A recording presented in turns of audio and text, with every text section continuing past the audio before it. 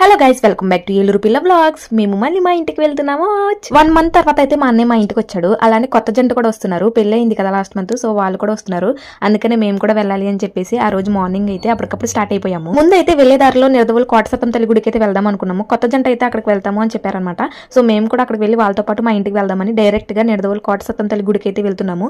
వెళ్లే దారిలో రోడ్ అయితే చాలా బాగుంది. అలానే కొన్ని అడ్వెంచర్స్ కూడా జరిగాయి. మేమైతే జీపీఎస్ ఫాలో అయితే వెళ్ళాము. అది చూపించే దారిలో ఎలా ఉంటాయో మీకైతే ప్రత్యేకంగా చెప్పనవసరం లేదు. అది ఎటు చూపిస్తే అటే వెళ్ళాలి అన్నట్టు. అక్కడికి వెళ్ళిన తర్వాత వెనక్కి కూడా వెళ్ళలేము.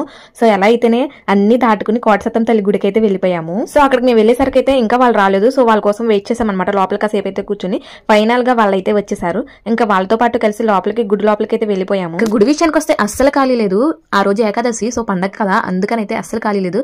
ఇంకా ఆ రోజు సండే కూడా, సండే కోటసత్తం తల్లి గుడి మామూలుగానే ఖాళీ ఉండదు. ఇంకా పండగ వల్ల అసలు ఖాళీ అయితే లేదు.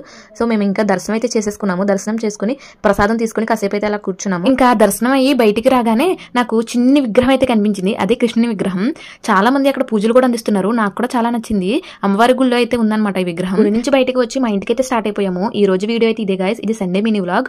అలానే వీడియో నచ్చితే లైక్ చేసి సబ్స్క్రైబ్ చేసుకోండి. చాలా మంది వీడియో చూసి సబ్స్క్రైబ్ చేసుకోకుండా వెళ్ళిపోతున్నారు. సో ప్లీజ్ సబ్స్క్రైబ్, నాకు సపోర్టివ్ గా ఉంటుంది. By by.